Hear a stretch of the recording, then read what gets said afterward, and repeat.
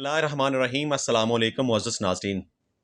आज के टॉपिक में हम ये डिस्कस करेंगे कि अगर कोई शख्स कन्फेशनल स्टेटमेंट रिकॉर्ड करवाना चाहे तो वो किस तरीके से करवा सकता है। यानी कि वो जुर्म करने के बाद अगर कोई शख्स अपने जुर्म को कन्फेस करना चाहे तो वो इक़बाल जुर्म का बयान कहाँ रिकॉर्ड करवाएगा, उसका बयान कौन रिकॉर्ड करेगा, किस तरीके से रिकॉर्ड किया जाएगा। आज हम इस टॉपिक के ऊपर बात करेंगे। तो अपने टॉपिक की डिटेल में जाने से पहले मैं आपसे गुजारिश करूंगा कि आप मेरे यूट्यूब चैनल को सब्सक्राइब कर लीजिएगा और साथ लगे बेल आइकन के बटन को भी प्रेस कर लीजिएगा ताकि कानून के ऊपर तमाम तर मालूमाती वीडियोस आप तक पहुंचती रहें। तो जनाब, हमारा टॉपिक ये है कि कोई शख्स इक़बाल जुर्म का बयान किस तरीके से रिकॉर्ड करवाएगा। 164 सीआरपीसी के मुताबिक मजिस्ट्रेट फर्स्ट क्लास और सेकंड क्लास को एम्पावर किया गया है कि अगर कोई शख्स इक़बाल जुर्म की हद तक अपना बयान रिकॉर्ड करवाना चाहे तो वो करवा सकता है। अब बयान किस तरीके से रिकॉर्ड किया जाएगा उसको हम डिस्कस करेंगे, और उससे पहले थोड़ा सा मैं इस बात की वजाहत कर दूं कि बाज़ दफ़ा ऐसे होता है कि लोग पुलिस ऑफिसर के सामने इक़बाल जुर्म का बयान रिकॉर्ड करवाते हैं, उन पुलिस कस्टडी में करवाते हैं, किसी भी दूसरे शख्स के सामने करवाते हैं, तो इसको हम कहेंगे एक्स्ट्रा जुडिशल कन्फेशन, और इसकी लीगल वैल्यू कोई नहीं है। मिसाल के तौर पे अगर कोई शख्स पुलिस की मौजूदगी में अपना बयान रिकॉर्ड करवाता है, किसी जुर्म को कन्फेस करता है, या पुलिस की कस्टडी में रहते हुए हवालात के अंदर बंद है, उसको हथकड़ी लगी हुई है, पुलिस ऑफिसर के सामने वो अपने किसी जुर्म को कन्फेस करता है कि मुझसे फलां गलती हो गई, मैंने फलां जुर्म किया, तो कानून की नज़र में उसकी कोई हैसियत और वैल्यू नहीं है। इसी तरह अगर कोई शख्स किसी दूसरे शख्स के सामने वो कहता है कि मैं अपने ज़मीर के हाथों मजबूर होकर अपने जुर्म का इतराफ़ कर रहा हूँ कि मुझसे फलां जुर्म हो गया, फलां गलती हो गई, तो वो शख्स अगर अदालत में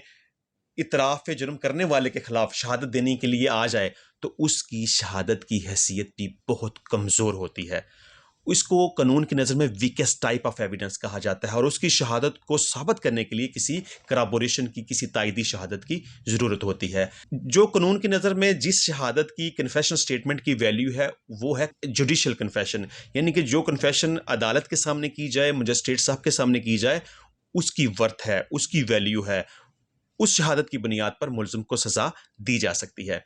अब मजिस्ट्रेट साहब फर्स्ट क्लास या सेकंड क्लास के पास इख्तियार है कि वो कोई भी शख्स जब उस मजिस्ट्रेट साहब के सामने पेश हो और वो अपना बयान रिकॉर्ड करवाना चाहे तो मजिस्ट्रेट साहब पहले हर तरह से, हर तरीके से तसल्ली करेंगे कि क्या उसकी स्टेटमेंट आज़ादाना है, वो किसी दबाव के तहत तो नहीं है, उसको मजबूर तो नहीं किया गया, किसी लालच की बुनियाद पर तो वो अपना बयान रिकॉर्ड नहीं करवा रहा। अदालत बयान रिकॉर्ड करने से पहले मुख्तलिफ किस्म के सवालात पूछेगी।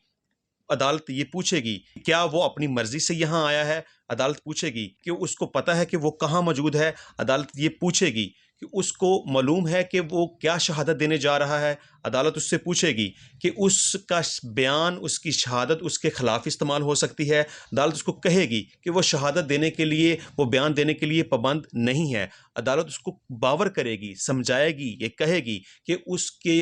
बयान की बुनियाद पर उसको सज़ा भी दी जा सकती है। लेकिन जब अदालत इस हवाले से बिल्कुल मुतमिन हो जाए कि जो भी शख्स अदालत के अंदर मौजूद है वो अपनी मर्ज़ी से आज़ादाना तौर पर अपना बयान रिकॉर्ड करवाना चाहता है और उसके ऊपर किसी किस्म का कोई दबाव, कोई प्रेशर नहीं, वो किसी लालच की बुनियाद पर अपना बयान रिकॉर्ड नहीं करवा रहा, तो पूरी तसल्ली कर लेने के बाद तब अदालत उस शख्स का बयान रिकॉर्ड करेगी। और अदालत बयान रिकॉर्ड करने से पहले अगर वो हथकड़ी के अंदर है तो हुक्म दिया जाएगा कि इसकी हथकड़ी को खोल दिया जाए। अगर पुलिस ऑफिसर अदालत के अंदर मौजूद है तो उसको हुक्म दिया जाएगा कि वो अदालत से बाहर चला जाए। अदालत मैक्सिमम कोशिश करेगी कि उस मुल्ज़िम को जिस हद तक कंफर्टेबल माहौल मुहैया किया जा सके उसको मुहैया किया जाए। अदालत हत्ता कि उसको मौका देगी कि 10 मिनट, 20 मिनट, आधा घंटा अगर वो बैठना चाहता है, सोचना चाहता है, कंफर्टेबल होना चाहता है, पूरे इत्मीनान के साथ, सोच विचार के साथ अगर वो बयान रिकॉर्ड कराना चाहता है तो अदालत उसको मौका देगी कि वो तसल्ली से सोच समझ कर अपना बयान अदालत के अंदर रिकॉर्ड करवाए। तो अदालत उसका बयान रिकॉर्ड करने के बाद एक मेमोरेंडम लिखेगी जिसमें ये तहरीर करेगी कि अदालत ने पूरी तसल्ली कर लेने के बाद और उसका बयान रिकॉर्ड किया है। नीचे कोर्ट की स्टैंप आएगी, डेट आएगी और सिग्नेचर आएंगे। तो इस तरीके से अगर किसी भी मुल्ज़िम की confessional statement under section 164 CrPC के मुताबिक रिकॉर्ड की जाए तो इस शहादत की बुनियाद पर मुल्ज़िम को सज़ा हो सकती है। तो मुझे उम्मीद है कि हमारा ये टॉपिक आपको पसंद आया होगा। इंशाल्लाह मिलेंगे नेक्स्ट टाइम नई वीडियो में, नए टॉपिक के साथ, नए कानून के साथ। तब तक के लिए इजाज़त दीजिए। अल्लाह हाफ़िज़।